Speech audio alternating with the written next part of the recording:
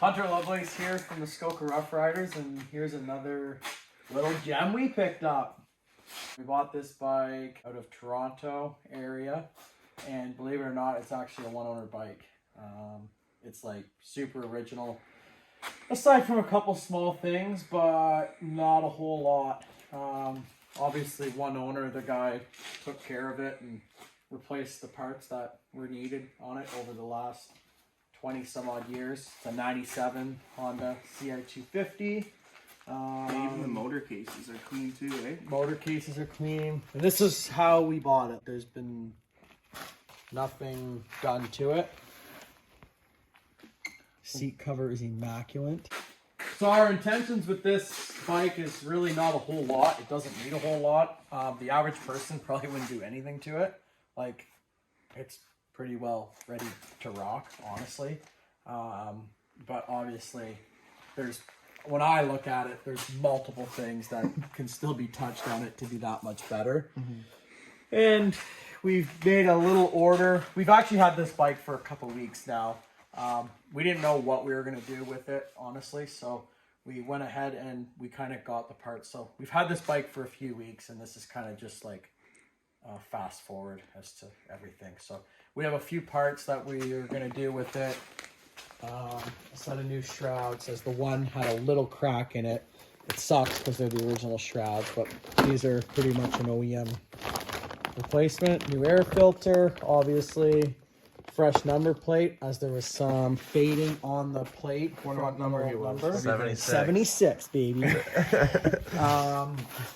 Some new Showa fork stickers. Couple little things were missing, like this OEM sprocket cover. They go missing super easy because when you have to replace the sprocket, they have to get taken off and people don't put them on. It's stupid.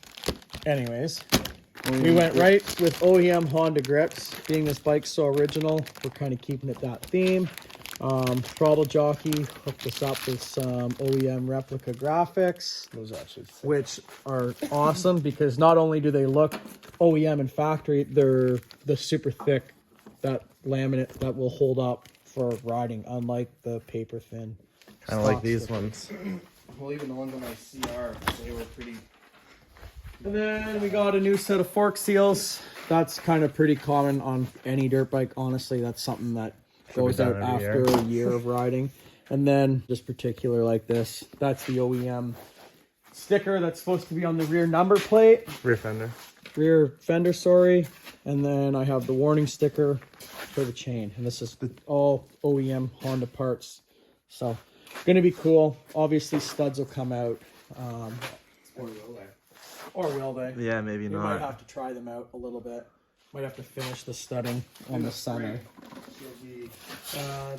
Yeah, it's got an FMF exhaust on it. We did actually get the stock exhaust with it. Unfortunately, there's a small dent in the It's got stock the pipe, Emmett Racing triple clamps too. but I'm pretty confident I could actually fix that. Yeah, I was gonna mention that because I've never seen those triple clamps before. But They even have it stamped up there, Emmett Racing. But he didn't really say a whole lot of it. It also has V-Force reeds. Does it?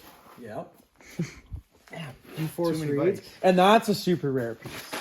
Yeah. An FMF ignition cover. Don't see many of those. No, you did not.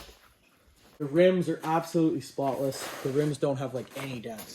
And again, like we've done nothing to this bike. This is how we picked it up. So like there's lots of stuff that we can do to make it that much better. But like it is pretty legit the way it is. So by the time we're done with it, it's going to be like real nice. It's gonna go under the tent. Did some fresh fork seals. And what actually is kind of cool with this one is actually Kale, Jesse, and I, we all split it. 3 ways, so there's ownership of this bike. And To every one of us. Why I kind of wanted to get this was, it's the first year aluminum frame of the Honda bike, and in my eyes, it's kind of what made the motocross scene what it is today. With the aluminum frames, they were the first company to venture out and do that.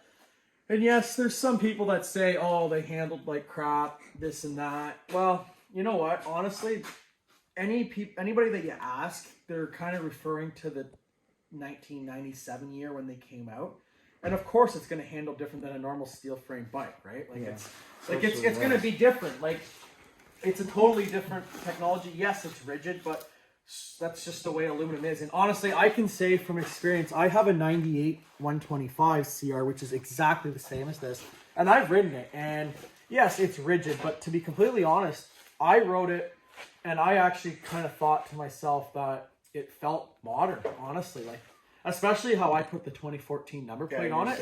Like when I was riding it, honest to God, it felt like a modern day bike, just the way how it was rigid and stuff. So people that say that, oh, they're too rigid, honestly, are just looking for something to complain about. Because let's be honest, every bike has their downfalls, and people just pick apart them. And at the end of the day, none of us are pros, so I don't even know why people give their opinions. Because any dirt bike that you get the suspension set up properly on and have proper tires on it with proper air pressure, it's gonna run just fine.